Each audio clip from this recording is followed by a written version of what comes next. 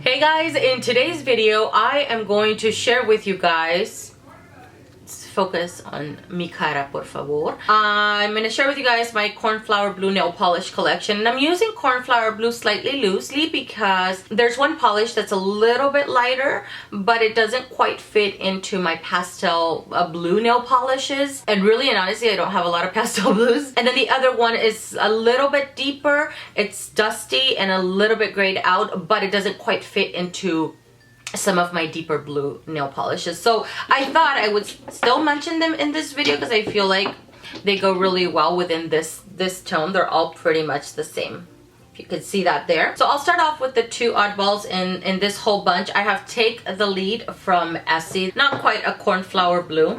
Let me pull these two, which I consider to be true cornflowers. You can see how much lighter this one is. So this is Take the Lead from Essie. If I remember correctly, this one came out in the Flying Solo collection earlier in the year. Really good formula.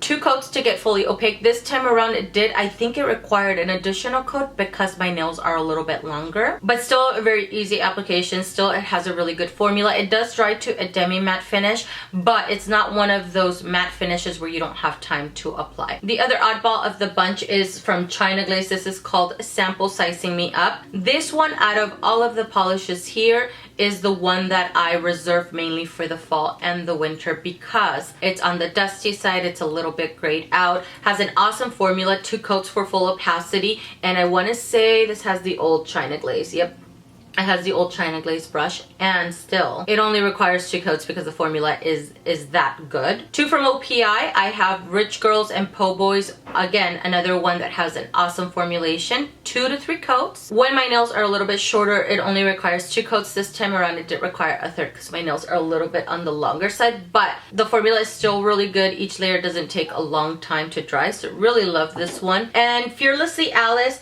doesn't quite fit into the cornflower blue category. I feel like this one has a bit more of a green undertone, and you can see it here paired up next to Rich Girls. It's quite a bit brighter, but beautiful color on the nails. Again, 2 to 3 coats for full opacity depending on nail length. This one out of all of them is the one that does stain my nails like crazy.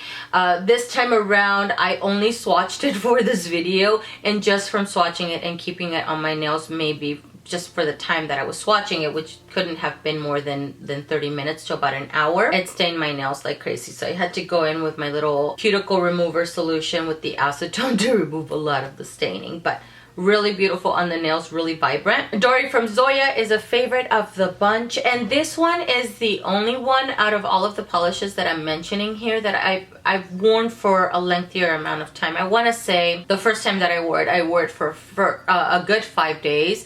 The second time I wore it, I think I wore it for a good 4 days, and I barely had any tip wear. This one wears so well on my nails, and the color is really beautiful. It has a really beautiful formula as well. Only requires 2 coats, even on my longer nails. So really great one. Far Out came out in the summer collection from Orly this year. Another beautiful cornflower blue. Let me compare it to Dory because I feel like Far Out is quite a bit lighter.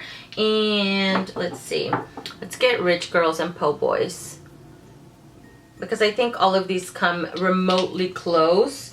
And even actually Rich Girls and Poboys and Dory come in really close. But I want to say Rich Girls looks even a little bit more dusty paired up next to Dory, and it's a little bit deeper also. So getting back to Far Out from Orly, this one has a really great formula, only takes 2 coats. And the last one I'm going to talk about here is Alice from Picture Polish. It is the only indie polish that I have in this color category, and it is the only one that has any form of shimmer or glitter running through it. So this one, I think on Picture Polish's website, is described as a bright blue with holographic shimmers and micro flakies, if I remember correctly. Although it has the holographic shimmers and the holographic micro flakies, I see a little bit of the rainbows on the nails, but it's not super obvious. But because it looks like little specks on the nails, I think it still looks really beautiful. It has a really good formula, 2 coats to get opaque.